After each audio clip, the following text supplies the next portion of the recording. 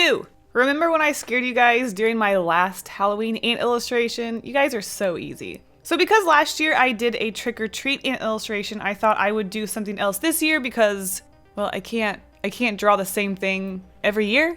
So with this idea, I thought I would do a haunted house because I do want to do another Halloween related illustration because Halloween is fun. And there are just so many ideas to do for Halloween or spooky. And I was rewatching my trick-or-treat ant illustration video when I mentioned I wanted to do a zombie or just a general horror illustration for the ants. So I completely forgot about that idea, so maybe next year. For this year, I came up with a really fun idea that I want to make another ant series. I want to incorporate my ants into my isometric buildings or rooms. I think this is something I've been mentioning for a while now, though I suppose I already did do that Starbucks illustration where there are ants in a coffee shop, so it's basically an isometric room.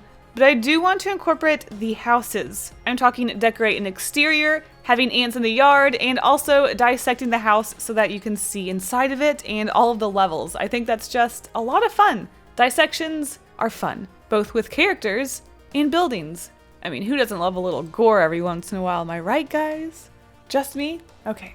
So to start off the ant house illustration series, I'm of course starting with this haunted house, which I have to say was so much fun to do. There are so many little details and so many little objects and little rooms and just little things to do with the house, especially with my ant illustrations. They are super tiny and super cute and super fun. Ant illustrations are fun in general, but they're usually in a really big room or just outside where there's just a big mass of just ants and emptiness. But the little rooms are so much fun to do. I already loved making those isometric houses, and now I get to put ants in them. I love it. It's like a little dollhouse for my ants.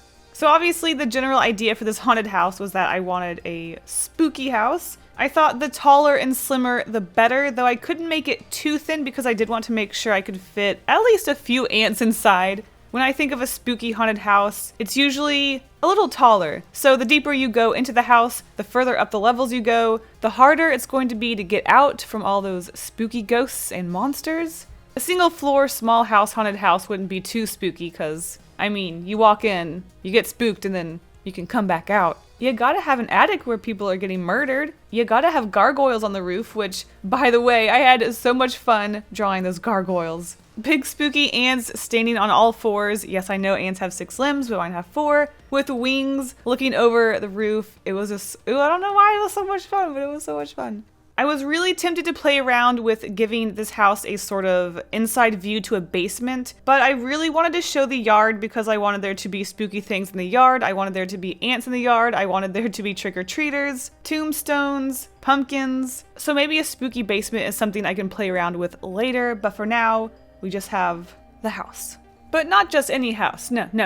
This is a haunted house. Did you see all of those ant ghosts? No, those are real. Those are not a costume.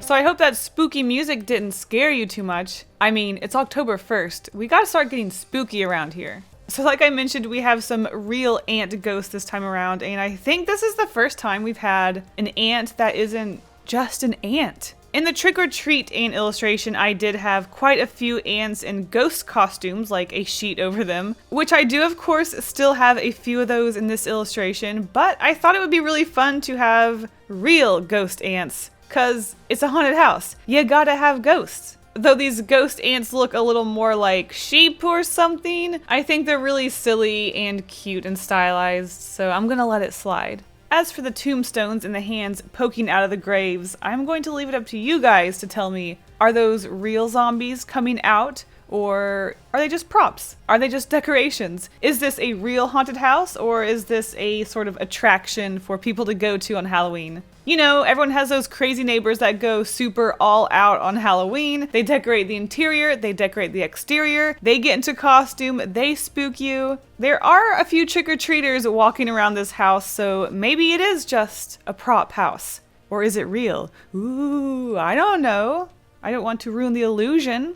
Because this is a dark and spooky illustration, I did want to focus on it being a little bit more on the darker side because I want it to be scary. I don't want it to be bright and colorful and happy, but I was a little worried and concerned on a few things that I was going to make it too dark and everything would kind of blend together and it wouldn't be good. But I do think this is where my I don't color things bright enough really comes in handy because this illustration looks perfect the way it is. No brightness, just the right amount of color. Though I was concerned about the color of the house, I didn't want to just make it black and white or gray. I made the sky gray, so I didn't want it to blend into that. But I also didn't want to make it too much of a blue because I didn't want it to blend in with the blue ants. So overall, it kind of did blend in with the blue ants. But I think it works. I think it's okay. Something I also contemplated was putting blood splatters on the house, though I do want to keep this a little not super gruesome. I don't want my ants to be my gore drawings too much.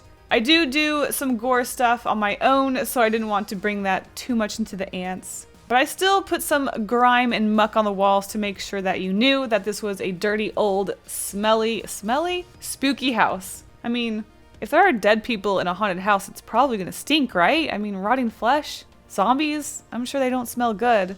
Ghost farts? What's a ghost fart? I don't know. A common struggle with these ant illustrations is that I always want to include pincer ants and bees, and I always forget every time. I don't know why I can't seem to remember these guys, even though they are my favorite additions. But there's one pincer ant, which I guess I will be asking you to find later. The bee I also forgot to add until I was done inking, and then I just kind of was able to put him in as if he were floating next to an ant, so he's just kind of to the side in the sky a little bit floating. Also, I think Nope.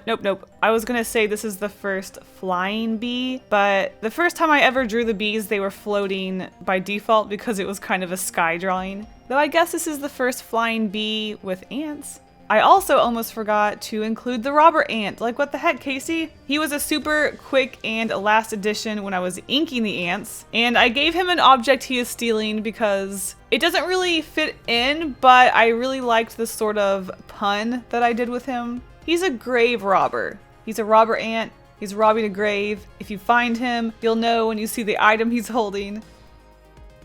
So each of these floors has a theme to it. Let me know which is your favorite. The top floor is just sort of a generic Spooksville room. It has a rug with eyes under it. There's a hole in the wall with eyes in it. A couple of spooky paintings and a cobweb, which after I inked the cobweb, I was like, Kasey, why didn't you put a spider anywhere? That would have been so cute to put your first spider in one of these ant illustrations somewhere around the web, but I didn't do it. The second floor is a sort of library-ish area. We have a bookshelf with lots of little items on it, like candles, potions, a skull, books, and of course, floating books because it's haunted. Things have to float. And then there's just a coffin in there, just kind of hanging out. On the first floor, we have the classic instruments are floating and playing, and also a feast that is floating around. We have a chicken, very small chicken floating around in the air. And in general, just a lot of ants being spooked.